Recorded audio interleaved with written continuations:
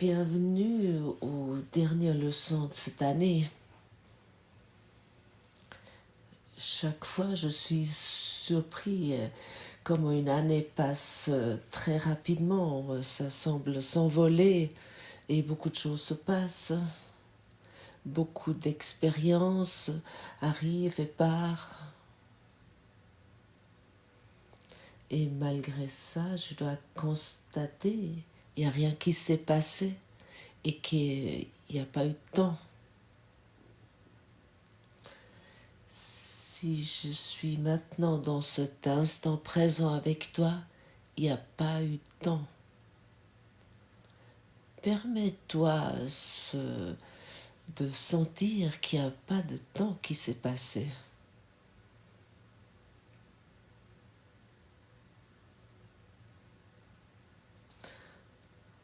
Nous nous sommes demandé de nous permettre de sentir ça, qu'il n'y a rien qui s'est passé. Et comme dit, c'est un sentiment.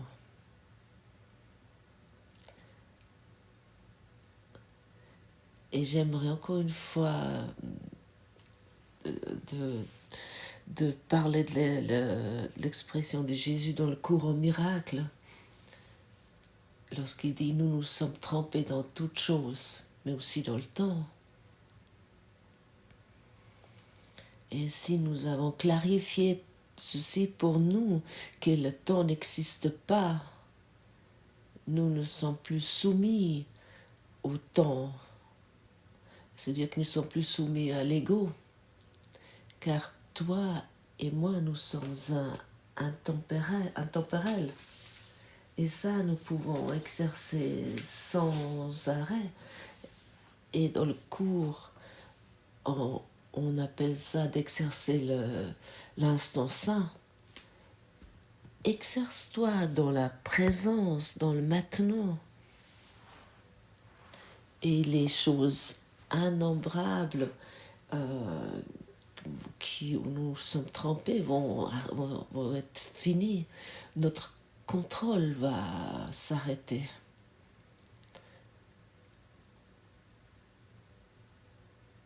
Ah oui, tu aimerais avoir le contrôle sur ta vie, n'est-ce pas? Chacun veut ça de sa façon, de contrôler ses relations, de contrôler le flux d'argent, de contrôler les enfants, de contrôler le conjoint, et ainsi de suite. C'est vraiment un effort d'énergie, car l'ego nous dit nous devons contrôler dans notre petit monde, dans l'espace-temps. Et comme nous sommes trempés dans chaque chose, c'est évident que nous abandonnons le contrôle, que nous abandonnons tout contrôle. Nous avons vraiment le contrôle sur notre vie. À ce moment-là, nous contrôlons l'instant présent. À ce moment-là, nous pouvons décider de ne plus gaspiller notre énergie, nos pensées à des choses inutiles comme le contrôle. À ce moment-là, nous nous expérimentons dans le moment présent. Essaye ça une fois. Pratique ça pour toi. Expérimente ça pour toi. Et te dis toujours, je lâche tout contrôle. Chaque contrôle, égal de quoi il s'agit. Est-ce que s'il s'agit de toi ou du monde, je lâche tout contrôle. Et ça, c'est aussi évident que tu ne peux pas avoir le contrôle. Tu n'as aucun contrôle sur quoi que ce soit. C'est impossible. Et nous sommes uniquement laissés tremper dans l'idée de vouloir contrôler quelque chose au lieu d'accepter, de reconnaître que chacun suit son scénario, chacun. Et lorsque nous comprenons ceci, tout contrôle peut disparaître. Et dans les situations qui arrivent, sont un appel de bienvenue, d'être présent dans le moment présent, d'être totalement présent dans l'ici et maintenant. Merci Jésus qui tu nous rappelles que nous sommes trempés dans toutes choses pour pouvoir abandonner la fausse impression, l'illusion. L'ego te dit contrôle cette relation, cette unique, cette relation particulière. Et ton âme te dit, il te dit, agrandis-toi dans l'amour. Et chaque fois que nous sommes dans l'amour, nous sommes dans la joie. Qu'est-ce qui se passe lorsque nous sommes dans des relations? Chacun peut se rappeler de ça. Lorsque nous commençons une nouvelle relation, lorsque nous commençons une relation particulière, nous étions heureux, nous avons vu le conjoint dans le moment présent avec ses différentes facettes. Et soudainement, ces facettes nous agacent. Et pourquoi? Parce que nous avons essayé de nous adapter. Nous avons enlevé certaines choses de nous pour nous adapter dans cette relation. Et nous avons cru ainsi nous pouvons le contrôler en pensant que si nous nous abandonnons nous-mêmes, nous pouvons la contrôler. Et ainsi la relation s'endort avec cette idée de contrôle, dans cette idée lamentable d'abandonner quelque chose de nous-mêmes. Reprends tous ces parts en toi pour raviver ta relation et que tu n'as plus besoin de regarder ton conjoint, que tu pourrais contrôler quelque chose de lui ou contrôler quelque chose dans ce monde. Agrandis-toi dans l'amour. C'est l'invitation de ton âme, de ton esprit d'âme. Développe-toi toujours, agrandis-toi dans ce moment présent. Est-ce que tu le sens que ceci est la solution pour tous tes problèmes? Et ça, c'est quelque chose que Jésus nous dit, que toute solution est dans le moment présent. Et pour que cette idée d'espace-temps s'effondre sur elle-même, nous nous trompons dans toutes choses. Par exemple, nous sommes d'avis que les couleurs existent. La couleur existe, fait partie de le monde manifesté qu'est les choses.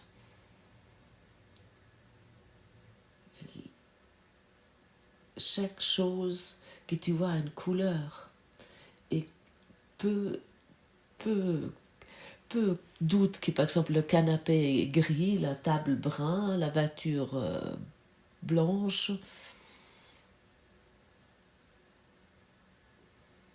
le bois brun, la couleur selon comment bleu, des feuilles vertes, le ciel bleu, si nous avons de la chance. Les Européens la plupart blancs, les Africains noirs, qui a des différents types de peau, des nuances différentes de vert. Peu de gens doutent de ça, que la couleur existe comme les choses dans ce monde.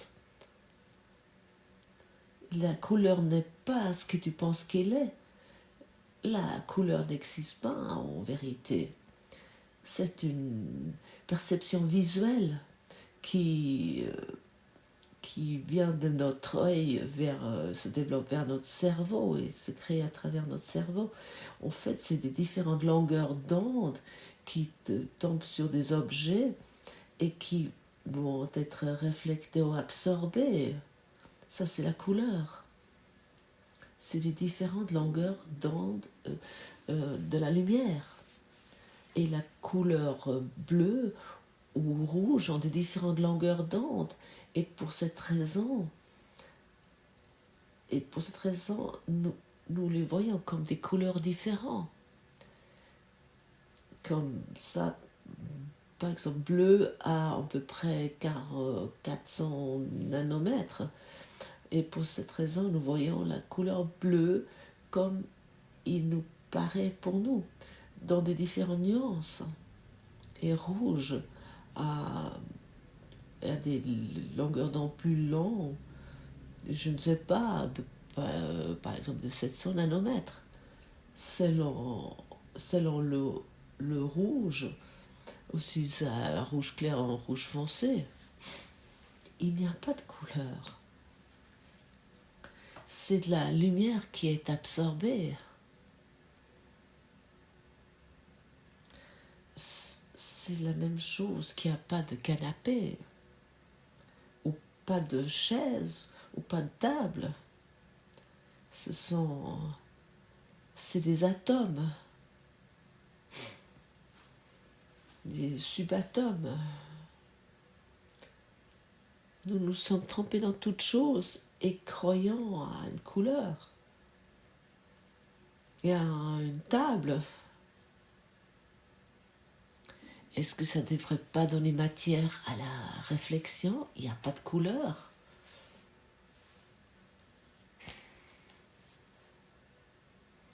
Et où se créent les différentes longueurs d'onde? Ils existent uniquement dans ta conscience. Sans ta conscience, il n'y en a pas de différentes longueurs d'onde. Pas de différentes couleurs.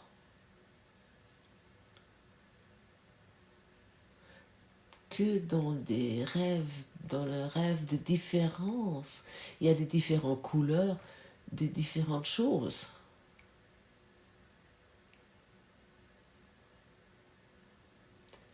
Et nous croyons ensuite, avec la lumière artificielle, nous pouvons voir cette couleur ou cette chose avec la lumière du soleil qui est autant inclus dans le rêve, que nous pouvons reconnaître le ciel bleu et les arbres de cette couleur, les voitures de cette couleur.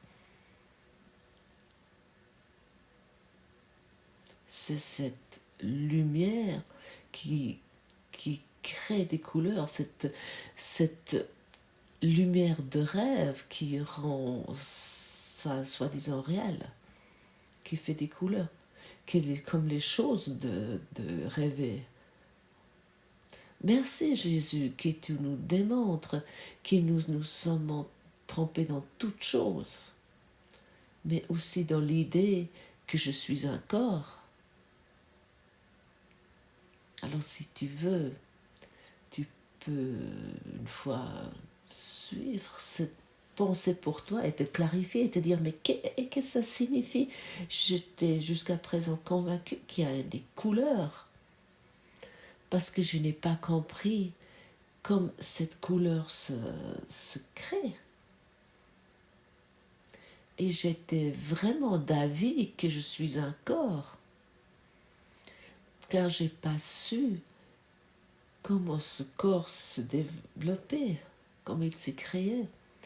Et si je reviens à la source d'idée du corps jusqu'au début de la création, je peux uniquement arriver à la conclusion que je ne suis pas ce corps, que la couleur n'existe pas, que les choses n'existent pas.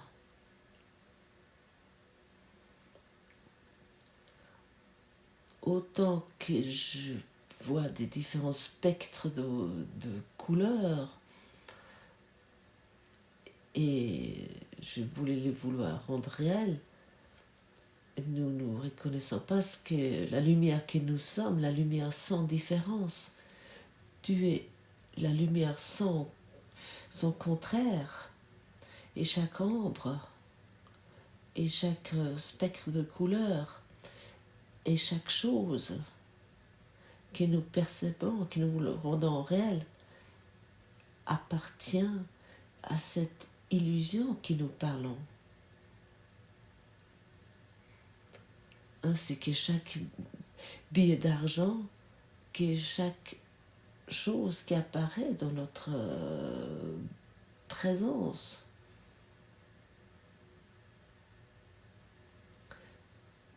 Vraiment poursuis ça une fois, ce que ça signifie vraiment pour toi. Il n'y a plus de couleur. Il n'y en a pas la couleur vert qui soi-disant pour la couleur que les herbes sont apparemment. Il n'existe pas cette couleur. C'est une longueur d'onde de lumière. Est-ce que ce n'est pas fascinant?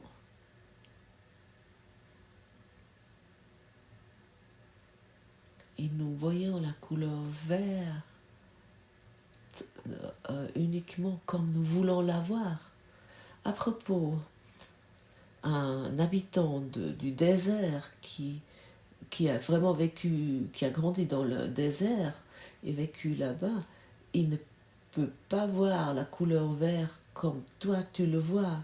Et un habitant de la jungle, de la forêt vierge, qui a grandi dans la forêt vierge, il a des nuances de couleurs très différentes que toi ces nuances de couleurs que lui il voit, toi tu peux pas les voir. Selon l'éducation d'esprit, selon l'éducation du cerveau. Et ça, c'est tout dans notre conscience. Et nous percevons des choses différemment, individuellement.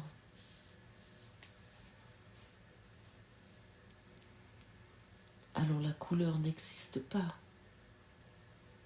Je trouve ça très intéressant.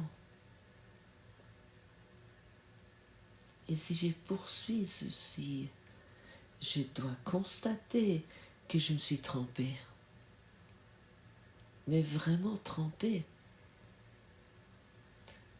Comment je pouvais uniquement me laisser tromper ainsi, de me laisser tromper d'une illusion? Ça doit être évidemment une illusion.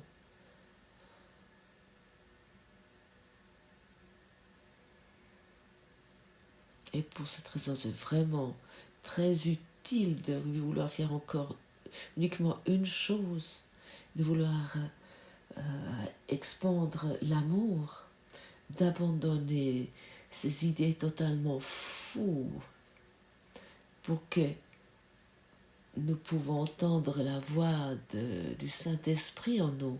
Plus que nous abandonnons, plus que cette voix vient évidente, mieux que nous l'entendons, plus que nous abandonnons les choses que nous croyons qu'ils sont vraies, plus que nous facilement nous allons reconnaître l'autel que nous avons rempli avec l'idée que les couleurs existent et que cette forme me plaît et cette forme me plaît pas. Ah, cette couleur a une vibration élevée, celle-là non.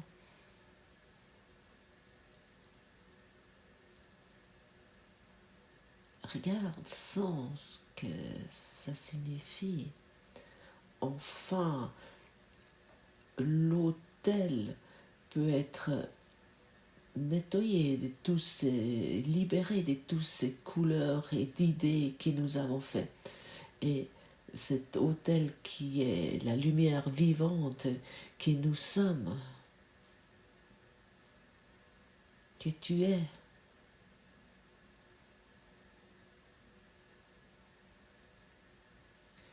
Oui, quelle idée, quelle histoire totalement folle que nous avons fabriquée.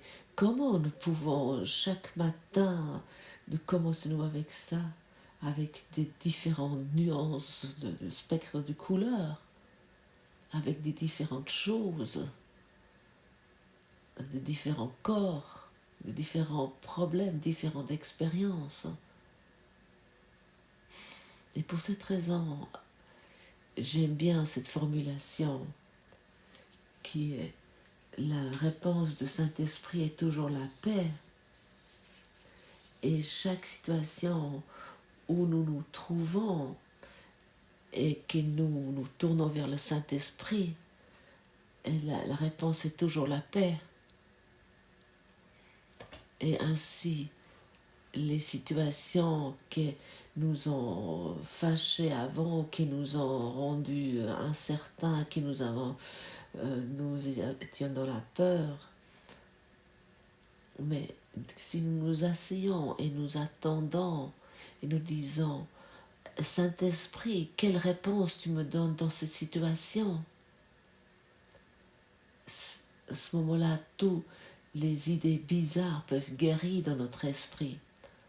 Et ils sont encore une fois dit, un problème peut uniquement exister parce que nous avons décidé de choisir de voir ce problème, parce que nous avons choisi de voir ces différentes nuances de couleurs au lieu de la lumière de Dieu que nous sommes.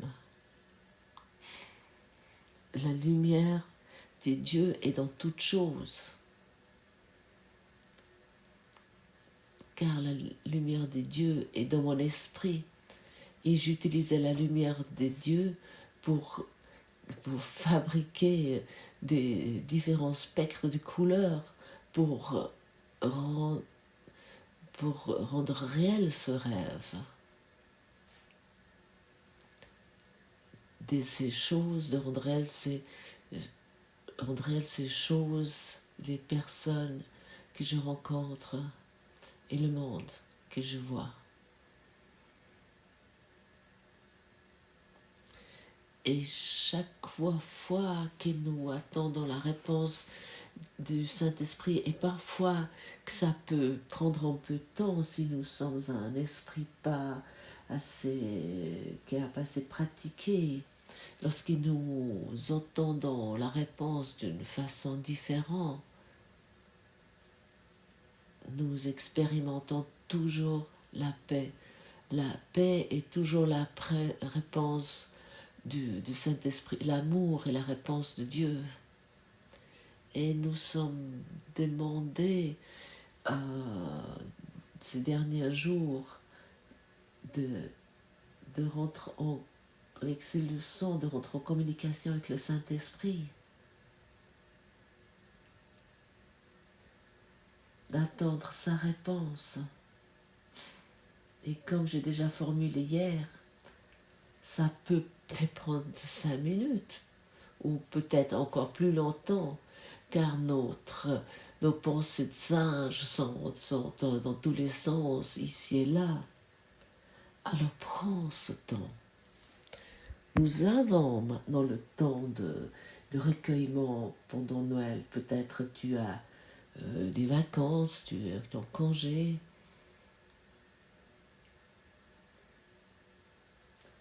Ou tu t'es pris du temps entre ces jours de la fin de l'année. Tu peux utiliser maintenant ce temps de recueillement. C'est pour cette raison. Utilise-le, ce temps, pour te recueillir, pour méditer. Crée un temps de recueillement. Et attends la réponse. Attends vraiment la réponse. Sois totalement sûr que dans chaque situation que tu te trouves, que tu demandes une réponse, elle va arriver vers toi, certainement.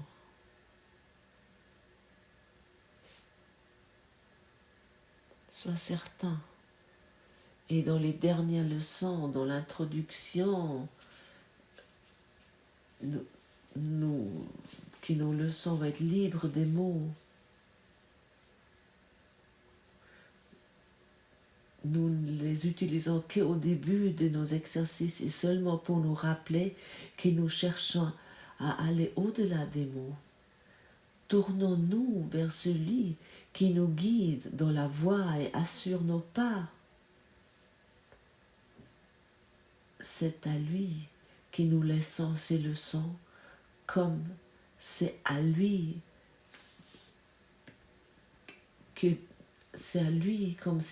désormais qui nous confions nos vies, car nous ne voudrons pas retourner à nouveau à la croyance dans le péché qui a fait paraître le monde laid et incertain, attaquant et destructeur, dangereux dans tous ses voies et traître au-delà de tout espoir de confiance et d'évasion et de la douleur.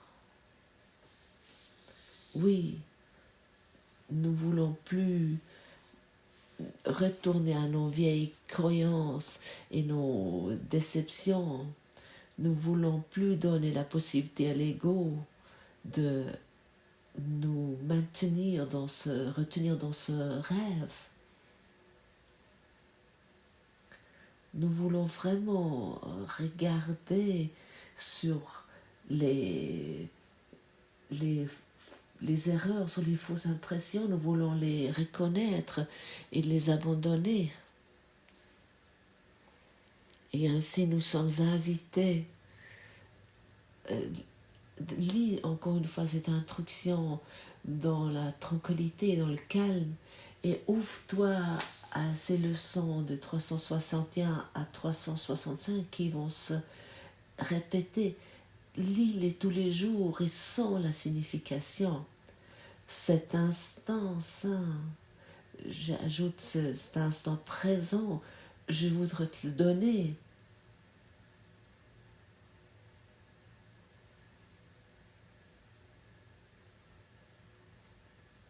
Sois en charge car je voudrais te suivre, certain que ta direction me donne la paix.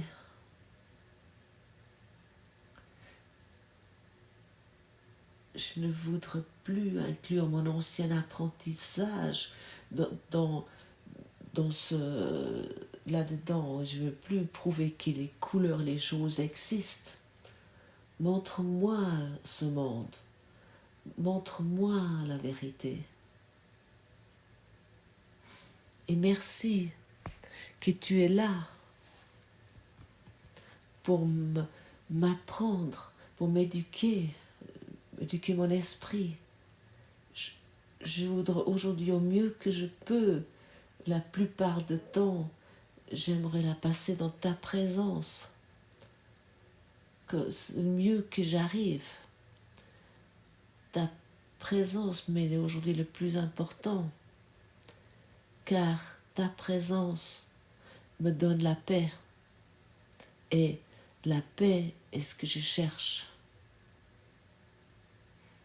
Et ainsi, je reste attentive, je reste dévouée, et je vais être conscient des choses qui se passent autour de moi. Merci Saint-Esprit que tu me instruis, que tu passes devant moi, que tu m'éclaires le chemin, et que mon esprit peut commencer à briller et à rayonner, qui me laisse reconnaître cette lumière. Toi, Saint-Esprit, je veux te suivre.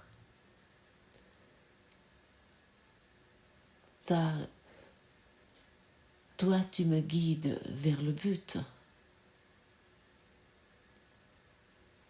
Où l'échec est impossible. Je me suis tellement habituée à échouer que je crus que c'était normal. Mais aussi ça était une erreur de pensée. C'est une illusion. L'échec peut uniquement arriver dans des illusions, dans avec ta guidance, je vais réussir. Certainement, sans doute.